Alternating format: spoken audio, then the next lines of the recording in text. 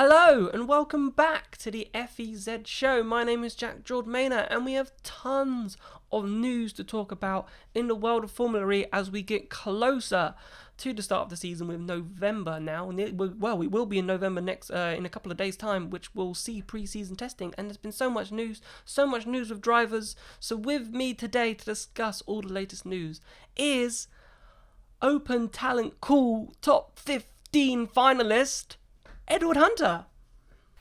Hey, that feels pretty surreal to hear. Never thought that would happen a couple of years ago, but yeah, I mean, I got such a nice response from the video, so yeah, it's great to be here and talk to you about Formula E again, Jack. I just in that intro, I just fathomed me that we are now coming up to November, and obviously pre-season testing obviously takes place at the end of November going into December, but I just can't believe how quickly time is passing. Like, it felt like yesterday that we finished the season in Berlin, and so obviously so much has happened since then, but to actually think that Formula E is around the corner again, it's quite a nice feeling. I remember editing those early shows after Berlin, you moaning about how long it would be till the season would start again, but yeah, so funny to hear you say that now, that it's gone so quickly, but yeah, it has, and I guess because we've all been so busy preparing for that new season, and we've got new teams being launched. I mean, Mercedes will launch the other day as well, and all sorts of things happening, which I'm sure we're going to get into. I'm sure this month will drag, so because we know Formula E's coming, so it's like, when is the 29th of November, when we get our first bit of track testing that we can all sort of see and maybe talk about. But we got tons of topics because, as we knew, the driver market was going to be potentially crazy, and we've got a lot of talking points to talk about. We'll start off first and foremost with Jerome D'Ambrosio, Ed. Now, I think this one shocked everybody. We've all thought maybe Jerome might be stepping away from Formula E. He could race in other series. But like how Venturi said with Felipe Massa on that final day that he'd retired, Jerome D'Ambrosio also, after Berlin, decided to retire, but obviously Felipe Massa's made that decision beforehand, whereas Jerome D'Ambrosio's probably had a few days, of a week or two to think about it, and then decided, you know what, I am retiring from Formula E, and that may be, or there was rumours of that, and that helped that Alexander Sims seat. Maybe it would have been Alexander Sims and Jerome D'Ambrosio, but Jerome D'Ambrosio decided to walk away. So before we go on to what Jerome D'Ambrosio has decided to do next, what do you make of his retirement call? Do you think he's only 34 years of age? Do you think he could have done a job somewhere else in the Formula E grid? I think in terms of continuing as a driver, Jerome had kind of an image problem that he was always seen as a bit of a dark horse, and very rarely, it was only really at the start of season 5 of Mahindra when he had a really good start to the season where he was seen as sort of a serious championship kind of threat. Otherwise he was always, especially when he was driving for Dragon, there was always that sense that Dmbrosio might have a few good races, but he was never really going to seriously challenge for the title. And so I think that's a little harsh on Jerome, because I think he had a lot of good qualities as a Formula E driver, and whilst it's a shame for his career to end and him not quite get the success that I think he would have hoped to have, he still won quite, I think 3 races in the air, or was it 2 races? Yeah. To be honest, I can see why he's gone for the role with Venturi. I can see why Susie Wolff would want someone who knows the business, who's been a driver for a long time and knows how to manage drivers, managing a bit more on the day-to-day side.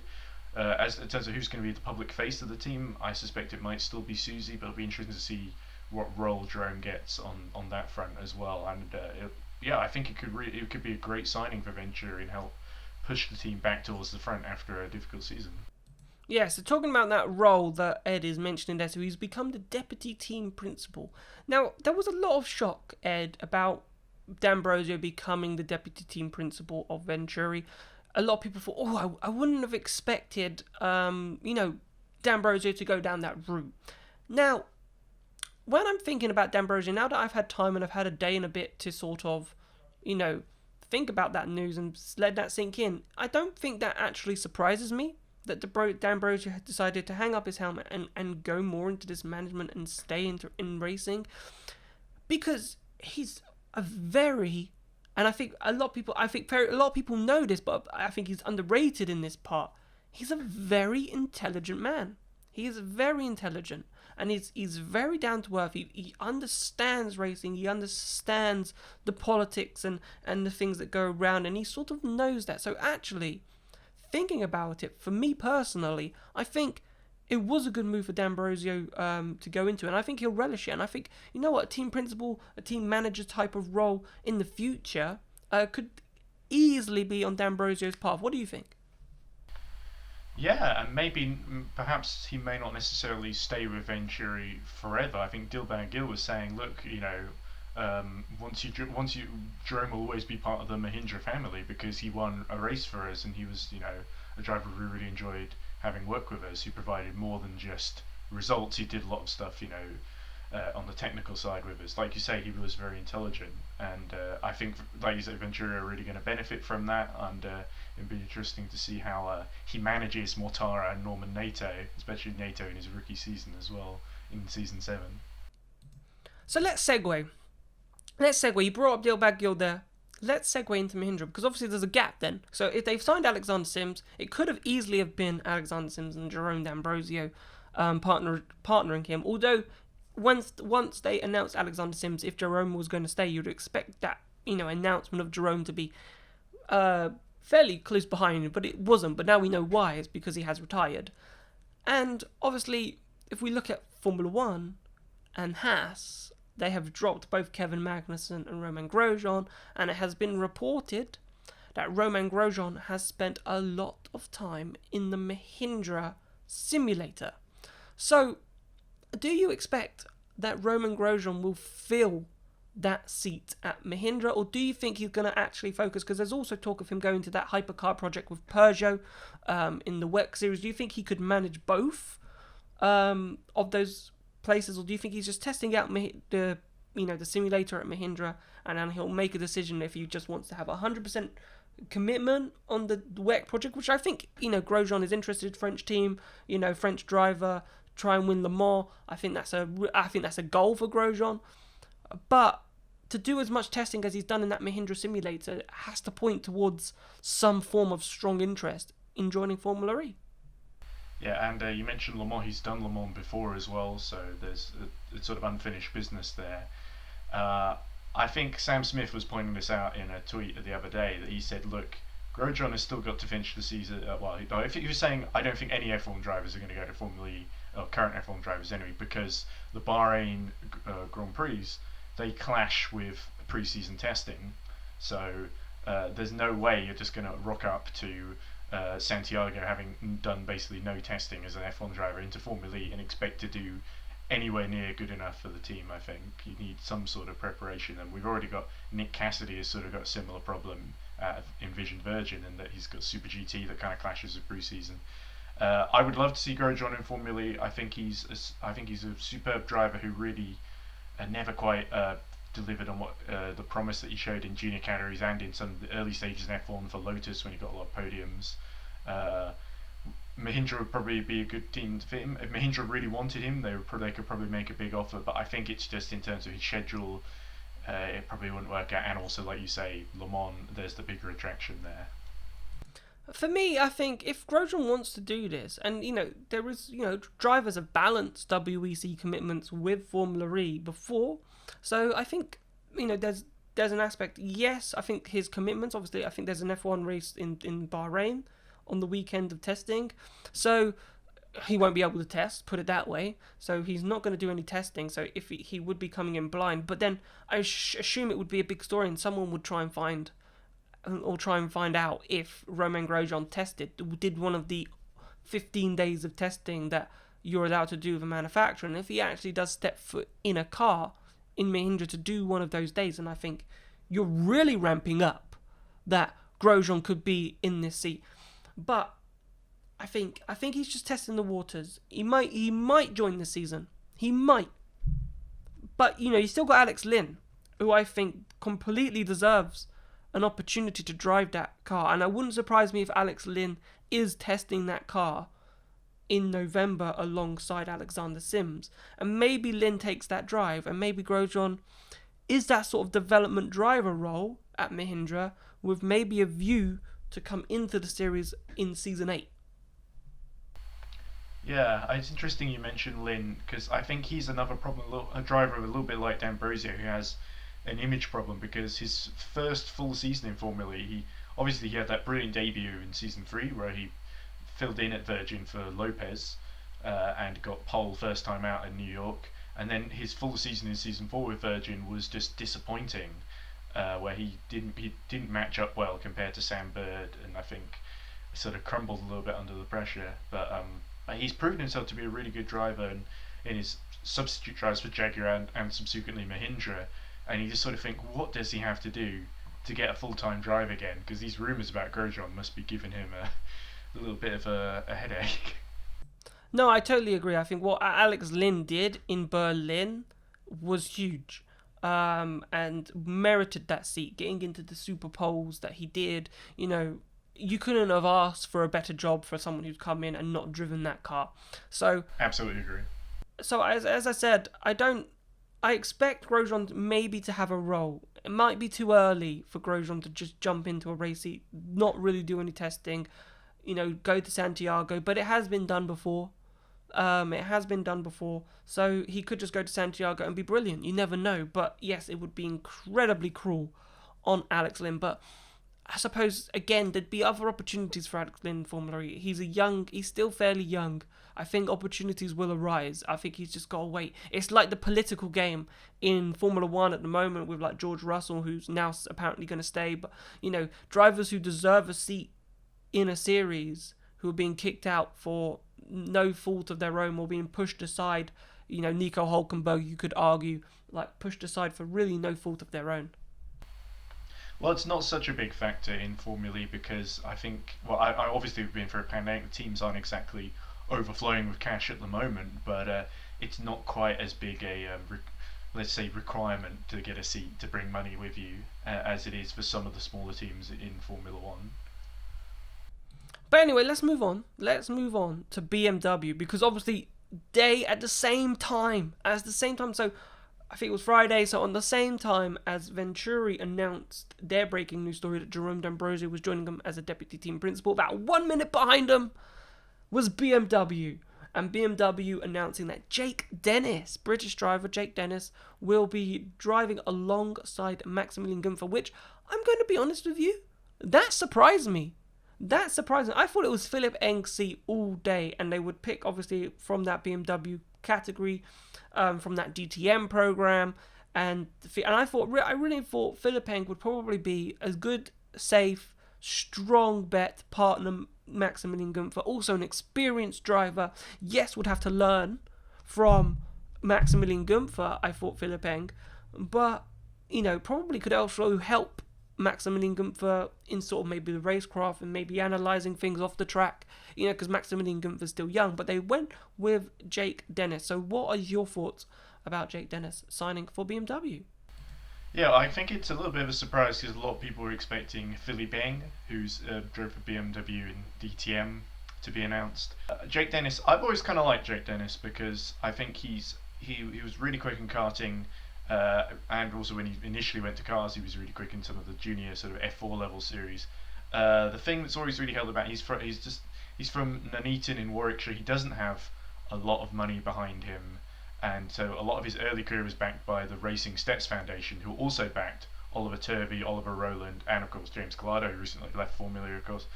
But they all made it, and it's good to see another Racing Stets Foundation driver get in.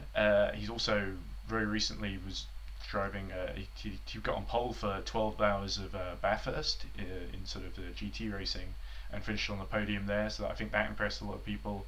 What stood out to me was the quote that I think the head of BMW, I think it's Jens Marquardt, said this. He said that the thing about Jake Dennis was he had the whole package to be quick in Formula E, and I think also he's 25 years old. He's still a really young driver, so I think they see a lot of potential in him, similar to how they saw a lot of potential in Gunther, and they stamped him up from Dragon.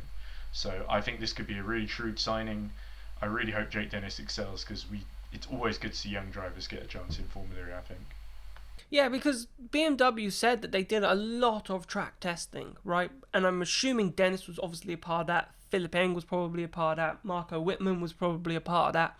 I reckon they had a lot of drivers who were, in that pool, and for Jake Dennis to shine from that, I think it has to bode well for him, and it must bode well for BMW, because you wouldn't pick, Philippe Eng was favourite. Everyone was talking about Philippe Eng, and then for Jake Dennis to win the battle against him, BMW must have strong faith in him, and surely maybe it puts a little bit of early pressure on him to sort of perform well at the beginning to sort of justify that seat, because yes, you can perform well in testing, yes, you won the driver battle between Philippe Eng essentially, and now you've got to go and prove yourself. You've got to go prove yourself against Maximilian Günther, race winner, super quick, and also he's not just super quick, he's also got a really good mind. Does Maximilian Günther. He races really well. He knows exactly when he's going to do a move. Very MotoGP style of when he's going to attack and when he's going to pounce. So I think for Jake Dennis, if Jake Dennis can perform at a similar level as Maximilian Günther, which is obviously what BMW want, but BMW need, then one, brilliant signing, and two, I think that elevates Jake Dennis. I think that elevates Jake Dennis from a driver that's sort of gone under the radar. No one's really sort of followed his career of sort over the last couple of seasons, and it could elevate him, and it could be the big step for him to then go and move into maybe some top serious level drives in other racing programs. I think the thing that really held Jake Dennis back was that Racing Sets Foundation basically shut doors while he was still at sort of trying to get to F3, F2 sort of level.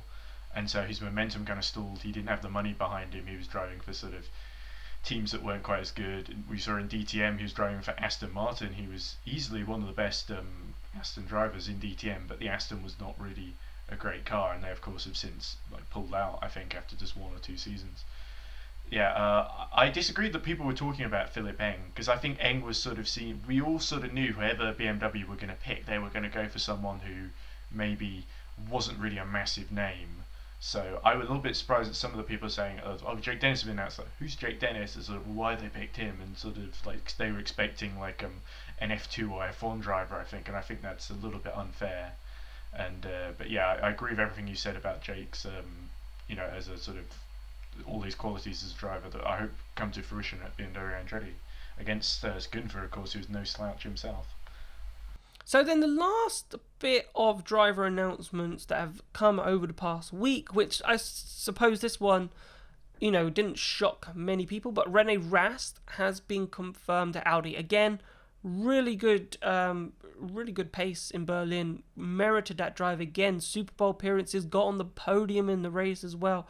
Didn't get afraid. He learnt that, you need to get your elbows out in this series. And then there was a very iconic moment where he got his elbows out with Andre Lotterer to ensure he got that podium. So I think it's a really good signing and he's on his way. We'll find out. I think is it this weekend or next weekend is the DTM finale, and he's got a commanding points lead, so he's on his way for a triple DTM champion. So I think a really good signing for Audi, and I think that's what Audi need with Lucas Di Grassi obviously being super solid. They need a driver. Daniel Abt was solid, nothing against Abt, but even Di Grassi said himself that Abt is super quick. He's a super quick driver, but he just lacks 1 or 2 temps in the race for whatever reason. And hopefully for Audi's sake that they found those 1 or 2 temps with Rene Rast. Yeah, I was sort of holding a little bit of hope that just enough time had passed for Audi to forgive Daniel Abt for the whole sim racing controversy at the end of the year, but it was never going to happen. I think you're right, Rene Rast fully deserves the opportunity for a full seat alongside Lucas Di Grassi, and I think he could really... we saw he made a few headaches for Lotterer, who's probably not happy to see him back again, but I can imagine him really creating a bit of a problem for Di Grassi, because throughout his whole career he's not had a consistent challenge from Daniel Abt in the standings, and I think we saw in Berlin towards the end, especially when Rene Rast was starting to get on top of things, that he really put it together. What I thought was really interesting, Alan McNish said, was that the thing that impressed him was not the drive he got to the podium, it was the drive the day after, where he qualified I think 3rd and then eventually finished 4th behind Buemi and the 2 Mercedes, who were just way quicker that day. And he said that because he was able to replicate that performance, that was what confirmed their decision that, yeah, we want to stay with Rene. So all that's really left now in terms of the driver market, and we'll move on to another thing, the calendar in 2 seconds. But so I think all that's left now is the Neo drive alongside Oliver Turvey. Obviously, we had Tom Blomqvist testing that car. Daniel Abt will still be in contention for that, I would assume, but I would have expected. I think because they did it in Britain, their testing. That's why Tom Blomqvist did their tests. I don't know if Daniel Apt's still in the picture. One would assume that he would still be in the picture. We don't know if Marching was still got a contract. He states that he still has a contract for season 7, but whether or not that will be settled some way because of the coronavirus pandemic, and I don't know about moving. But then you would suppose if Nick Cassidy lives in New Zealand, that but New Zealand are a free country of coronavirus, so maybe that is like a moot point. But I think that's an interesting story about with Marching and where that goes. And then you've just got the Dragon team, where you assume Nico Muller, but will Sergio Sette Camara partner him? And obviously he's now the AlphaTauri reserve driver. So maybe there is a few question marks on who might partner Nico Muller, or will Dragon in itself, which will shock me for Nico Muller leaving that drive, have a whole new lineup going into season 7. Yeah, I wouldn't put too much stake in reserve drivers, because Van Dorn was Racing Point's reserve driver, and they went for Nico Hulkenberg both times that they had one of their drivers fall ill with COVID-19. So I don't think Sergio Sette Camara is likely to get a call up, but it could happen, I guess. I did hear Tom Dillman's name being mentioned in contention for that second Neo 333 seat. So it'd be interesting to see if they hold him, because we had a feature in our magazine, obviously, about him that Abby wrote, where she was expressed the feeling that Tom Dillman sort of got a bit of a raw deal with Neo in season 5, which I think is fair to say, because the car wasn't really competitive at all. And hopefully this season it's sounding like they've got much more. They actually know some of the issues they've been dealing with, and they're building their own powertrain again, but they've sorted those issues out. I think it'd be good for Oliver Turvey to have a teammate that pushes the team forward. I don't think Marching Gras is that driver. Nicest, with all the best wish in the world, because I think he's a lovely guy. I think Daniel Abt, Tom Dillman, or even Tom Blomqvist, who of course did a fairly solid job in qualifying, at least for Jaguar in Berlin. I think all of them would be ideal options for that second seat. As for Dragon, I think they'll stay with Nico Muller and Sergio Sette Camara, to be honest. A really good point about Tom Dillman, because you have to remember he's still the reserve driver, so they did keep him on, right? They did keep him on. He just fell back into that reserve driver. And probably once looking at, as again, Marching well, probably again nicest person, just hasn't found the speed. Obviously, he's a great touring car driver. You can't take away from him that he's a great touring car driver. A bit like Neil Yarny. Like Neil Yarny didn't have the pace in Porsche, and he's a fabulous WEC driver with many championships under his belt. And Marching well, again, he's a race winner in the World Touring Car Championships. It's just Formula E just didn't really, he didn't really click with Formula E. And I think Tom Dillman is a driver. If I was at Neo right now, and I've got Daniel Abt, it's a tough choice, to be honest with you, at Neo. It's tough because you've got Daniel Abt, race winner in Formula E. Can't forget that. Pole position holder. Can't forget that. But you've got Tom Dillman, who every time he got into a Formula E car, apart from that season in season 5 with Neo, but again, you couldn't do much to excite. The only exciting thing Turvey did was getting into Superpole in Santiago, and everyone was like, wow. But you couldn't really do, apart from that, Turvey didn't really do much that season either. Well, he did finish technically in the points on the road in the first race, but then he got disqualified because of reasons beyond his control. But you're right, Jack. Yeah, and but when Tom Dillman got in the car, and Venturi, for example, every time he got in that car, he excited. He lit up the world. Everyone was like, oh, Tom Dillman, what a guy. Like, he is exceptionally quick. And when you want to pick between Tom Dillman and Daniel Abt, now thinking about the argument, even me right now is leaning towards Tom Dillman over Daniel Abt. But it's an interesting call, and that's a job for Christian Silk to make, the team principal of Neo, to call. But I think that is an extremely tough decision. But I want to move on, because we're coming towards the end of the show now, and we've talked tons about drivers because that's what's been the news lately of Formula E. But there was one other big news which I think raises a lot of concern amongst Formula E is that they have they postponed Mexico and they've postponed Sanya, and pushed them back because of the coronavirus pandemic. And we've got 2 events technically, so I think it's the 6 events that we need, but we've got 2 events with 4 races now, with Santiago becoming a double header in January, so there'll be a race on the Saturday and the Sunday, and Diriyah in February is also a double header. So we've got 4 races, but obviously 2 events. But how concerning is it that, Germany's gone into a national lockdown, France has gone into a national lockdown. Yes, we're still in 2020, we're not in 2021 yet, but the UK looks set to go into a national lockdown. Come May, springtime, when we should be heading to Europe, when we should be heading to Rome, when we should be heading to Paris in May, and then London again in June, in the summer. Is it concerning that these countries still haven't got on top of coronavirus? And when do you think, Formula have got to make a decision where, well, we're not going to race here. We need to look at some open circuits, some traditional racing circuits, and finish our season for the first time using actual racing circuits?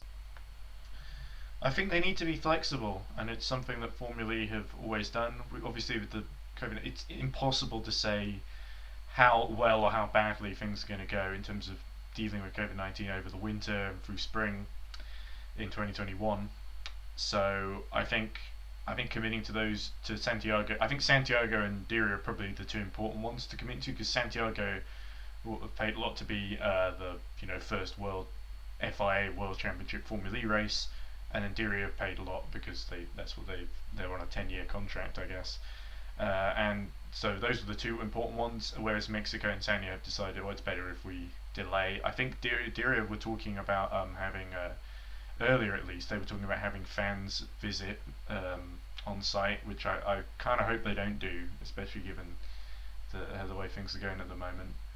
So in terms of using traditional tracks, because they're all real, because they exist in the real world, but going away from street circuits to finish the season, it's a sort of thing of, I think it's very easy tempting to go, let's just go to Silverstone, but the problem is you've got to sort of put chicanes down the Hangar Straight, and it would definitely be a compromise. I think it's probably something that Formula E's been quite hesitant to do in the past, when they were going through their options, like for 2020, when we had they ended up going for the 6 races in Berlin, which I don't think they're too keen on doing again if they can avoid it.